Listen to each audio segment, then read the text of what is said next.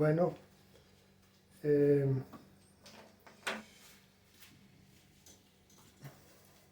tengo que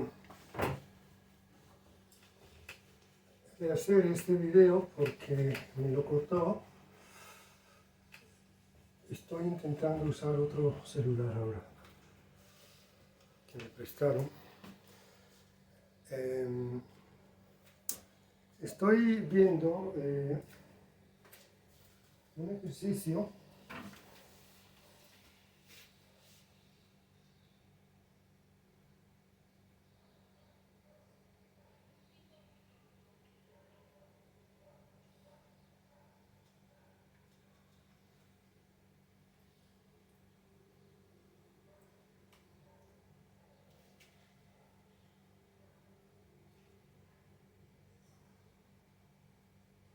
es el ejercicio 20 de la guía.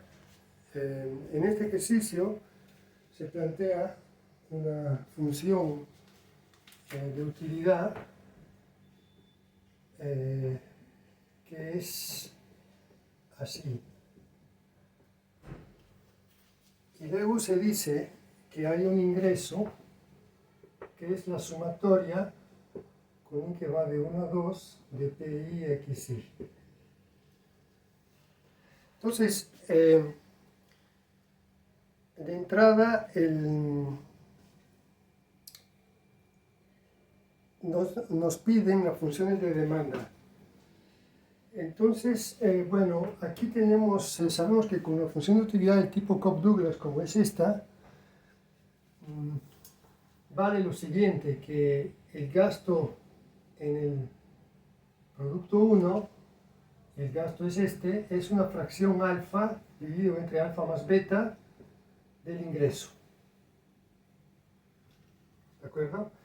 Entonces, la función de demanda ya está aquí, porque cuando paso el precio al lado derecho y me aparece aquí, obtengo x1 igual a esto, ¿no? Entonces x1 está en función de estos parámetros que inicialmente no dan los números, pero no importa, o sea, si nos dicen que son parámetros, tendrán su valor cuando deciden darlos a conocer, y si no, es un número, ¿no?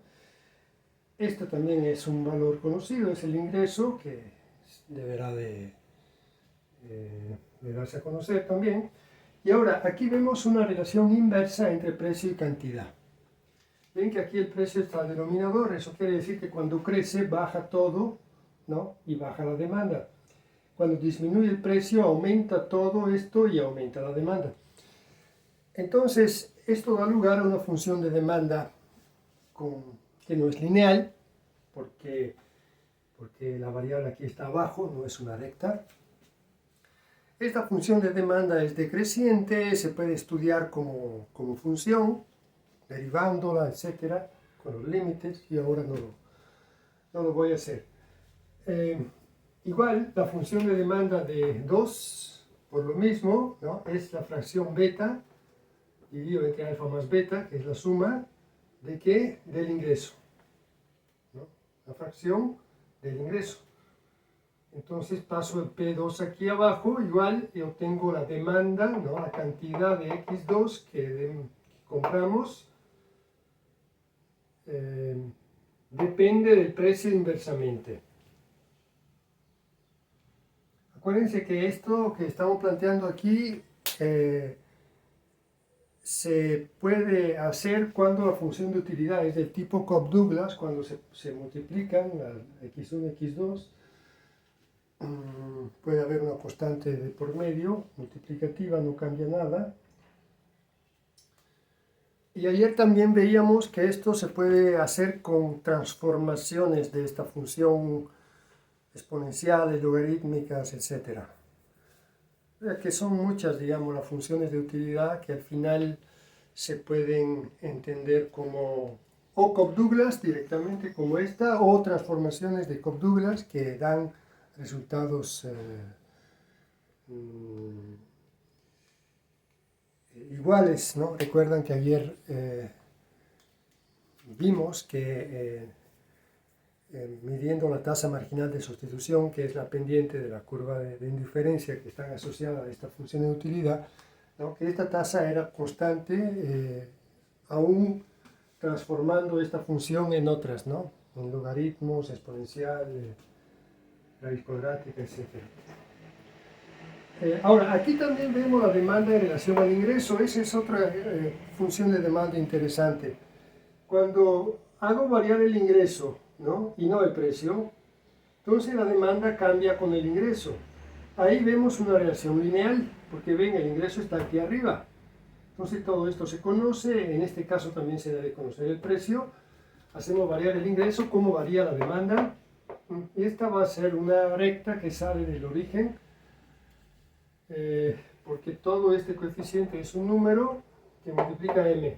Entonces x2 igual a un número k que multiplica m en este caso. Y esa es una recta que sale del origen y que va creciendo. Con el ingreso que aumenta, aumenta la demanda.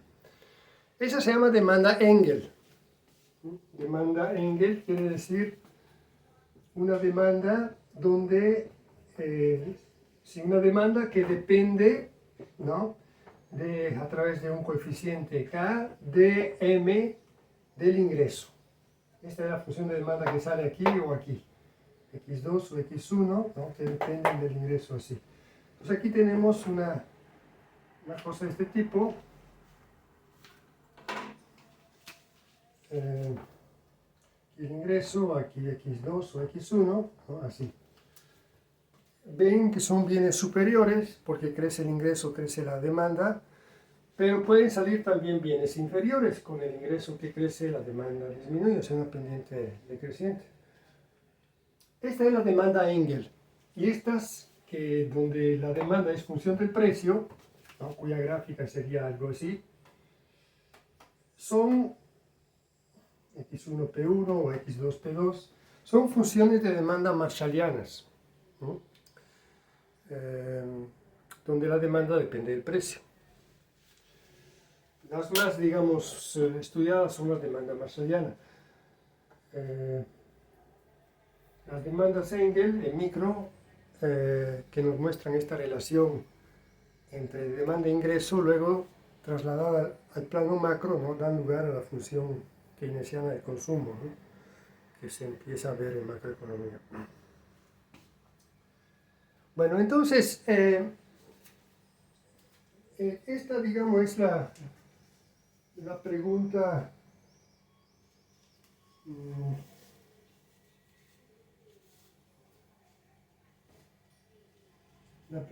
inicial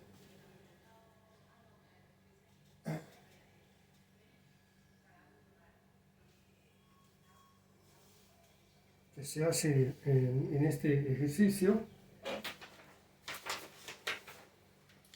Un momento, porque no tengo aquí el borrador.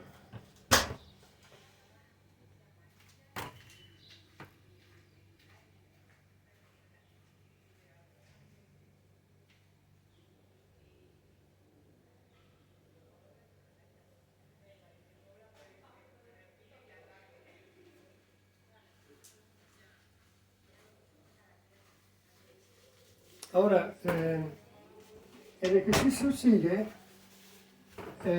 empezando a dar valores, ¿no? Numéricos. Y entonces las preguntas se hacen más precisas.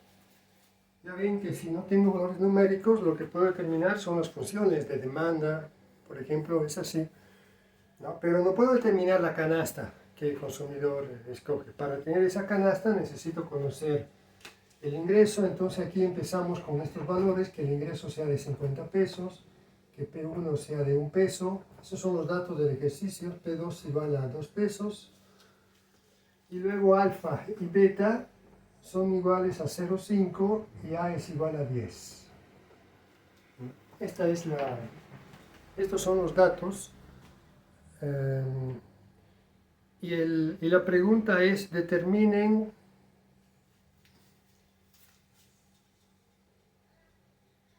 Bueno, ¿cuál es el resultado? Dice la guía. El resultado se entiende cuál es la canasta, ¿no? Cuánto 1 y cuánto 2, cuánto del bien 1 y cuánto del bien 2 compro.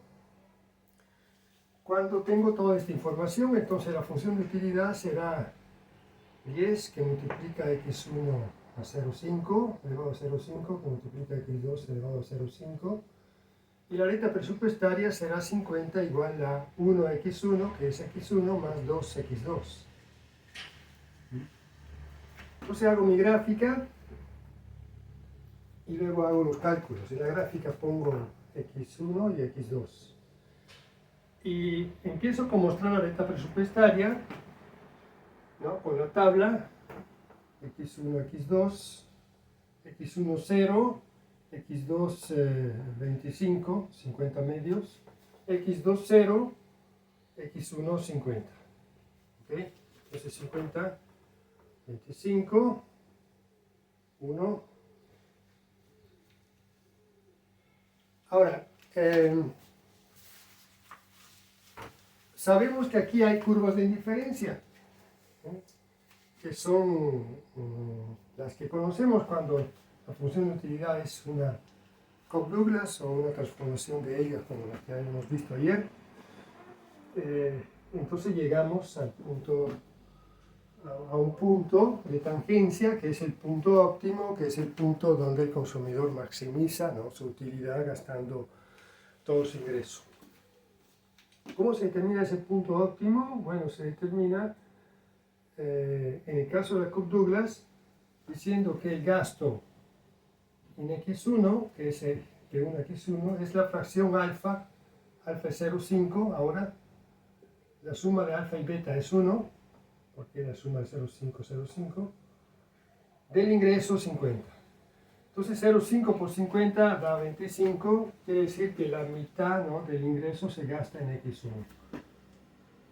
P1 es 1, entonces x1 igual a 25. Y ahí está, ¿no?, la cantidad de x1 que voy a comprar, que corresponde entonces en la recta a un punto donde ahora puedo determinar x2 de la misma manera, pero al determinar x2 tendré P2 x2 igual a 0,5 siempre, porque el exponente sigue siendo 0,5 entre 1 de 50. Pero P2 ahora es 2. Entonces 2x2 igual a 25. Entonces x2 igual a 25 medios, que es 12.5. Esto vale 12.5. En la gráfica se ve que la combinación 12.5-25 está aquí. Eso significa que por ahí pasa la curva de indiferencia tangente. Entonces esta es la canasta óptima. A esta canasta puedo sustituir aquí la función de utilidad y determinar el nivel de utilidad, porque conozco x1 es 25, x2, hago la potencia, multiplico por 10 y calculo el índice de utilidad, ¿no?, si es que lo pide. En este caso no lo pide.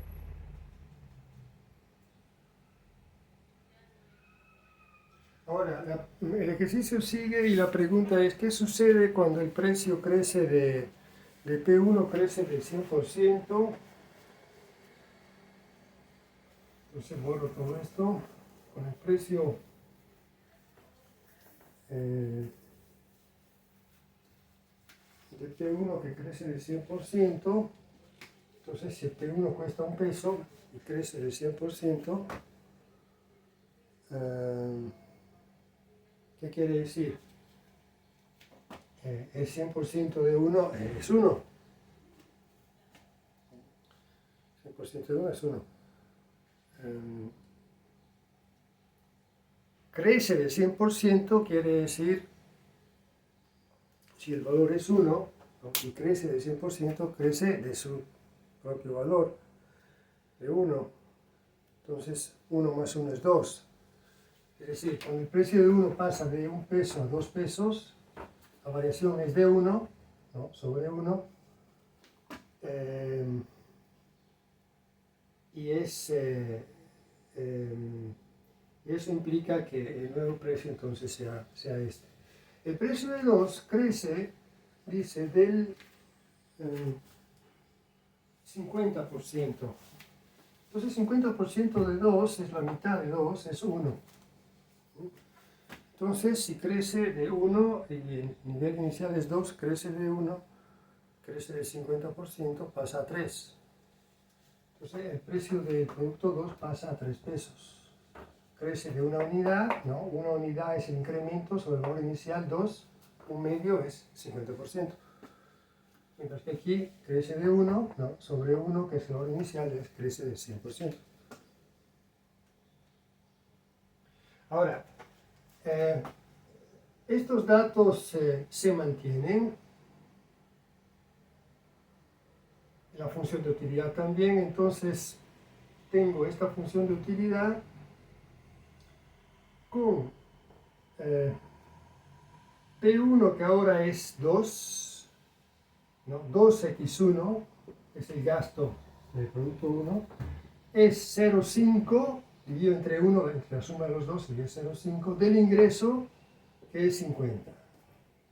Entonces aquí tenemos que x1 ya no es 25, esto da 25, pero entre 2 ahora da 12.5.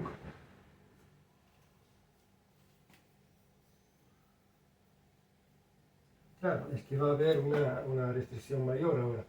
Y x2, como es 3x2 ahora, ¿no? Igual 0,5 por 50 siempre, x2 igual a 25 tercios, que es 8.3. Esto da 25, dividido entre 3, 25 tercios. 8.3 aproximado. Entonces, a ver, la gráfica. La gráfica anterior tenía 25x2, aquí tenía 50. Esto era 25. Y el punto óptimo estaba a 25 y a 12.5. Antes, cuando los precios eran 1 y 2, y esto era 25. Era el punto de... Por ahí pasaba la curva de indiferencia. Pero ahora la recta se mueve porque la nueva recta presupuestaria es 2x1 más 3x2, los precios son 2 y 3, igual a 50. Entonces cuando muestro esta recta presupuestaria ahora, aquí, ¿no? Veo que se mueve hacia adentro, porque los precios crecen, pero crecen los dos. Entonces, el valor máximo de x1, cuando x2 es 0, es 50 medios, que da 25. Entonces la recta pasa por aquí. Empieza x1, 0, 3x2 igual a 50, 3x2 igual a 50. Estoy haciendo mentalmente la tabla, ¿no? x1, x2. Entonces x1, 0 es x2 igual a 50 tercios. Y x2, 0 es x1 igual a 50 medio, que es 25. Entonces 25 está aquí. Y el 50 tercio en x2 es 16.6.7 casi. Está aquí. Entonces tengo una recta presupuestaria que se mueve, pero no paralelamente, se mueve hacia adentro, se mueve así. Y claro, eso da lugar a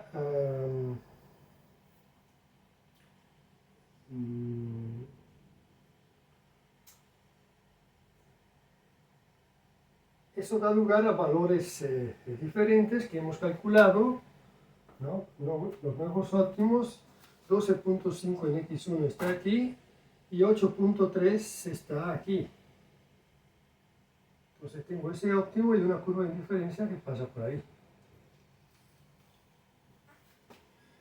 Si sustituyo, ¿no? Este punto, esto vale 8.3 y esto vale 12.5.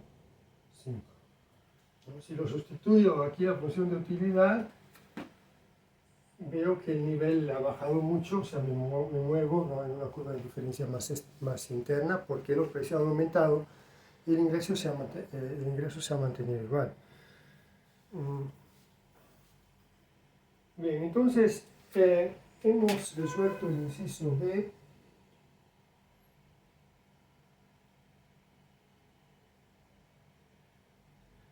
Bien, ahora, el inciso C cambia, la pregunta va a ser esta. Dice, ¿qué sucede respecto a la condición inicial si M crece de un 25%? Entonces, si M crece de un 25%, 25% de 50 es un cuarto, es 12.5, entonces pasa de 50 a 62.5. ¿No? Crece de 12.5, de 50, o sea, crece de 25%. Y las preferencias cambian porque beta es 0.7 y la suma de los dos sigue dando 1, pero este beta es 0.7, pues aquí es 0.7. Y luego me dice que la suma de los dos coeficientes debe dar 1. Entonces, claro, este 0.5 y no puede ser 0.5 porque si 0.5 más 0.7 daría 1.2, para que diera 1, esto tiene que bajar a 0.3. Fíjense que a veces la información viene así, viene, digamos, es una información que viene, pero que viene como pregunta. O sea, me dice, la suma de los dos sigue dando 1, pero ya no es 0.5 y 0.5 porque el beta es 0.7. Entonces yo tengo que saber que también el alfa no puede ser 0.5. Si la suma da 1 y el otro cambia a 0.7, el alfa tiene que bajar a 0.3. Entonces cambian las proporciones, ¿no? Ahora el 70% se gasta en X2 y el 30% en X1. Antes era 50 y 50. Obviamente esto cambia todo, ¿no?, el ejercicio, y además se dice, muestra esta nueva situación y dice, respecto a la condición inicial, entonces tengo que regresar a la situación inicial, tengo que borrarme este caso B, ¿no? Y en la gráfica regreso también aquí a la situación inicial, ¿no?, que es esta. ¿Y qué sucede ahora?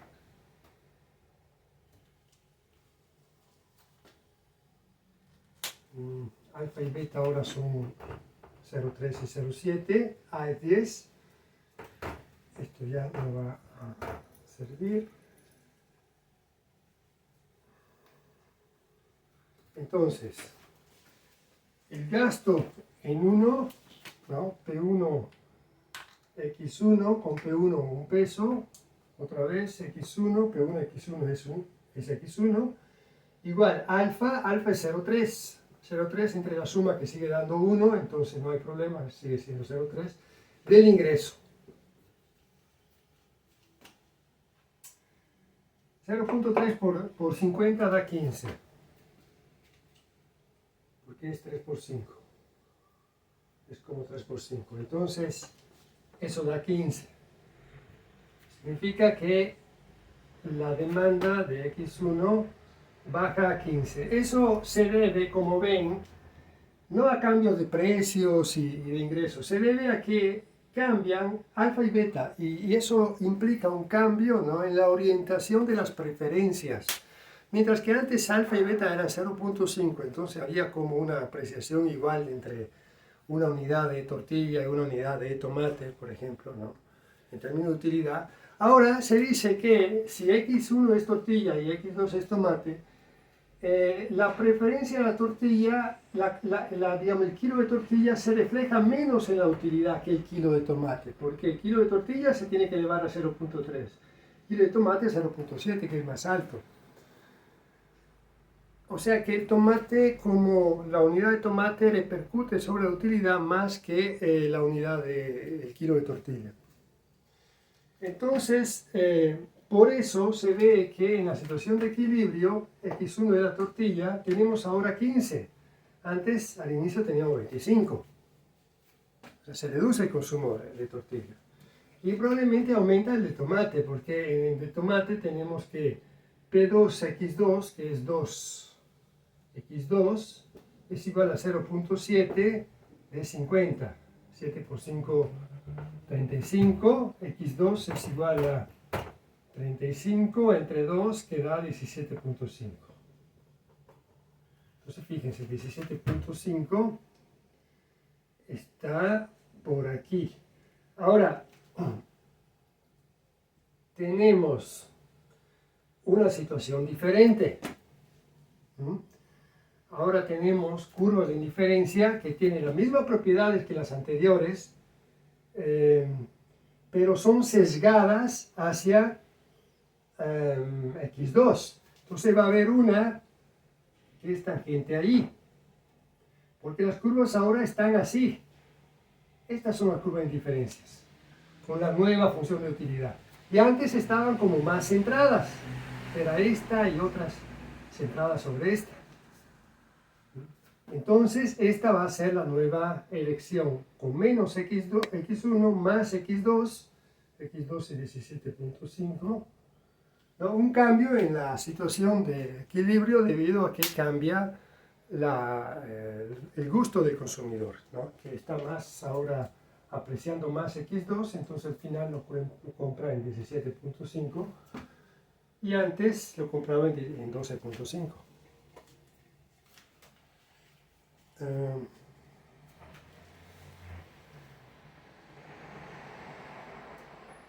Bien, el ejercicio termina aquí.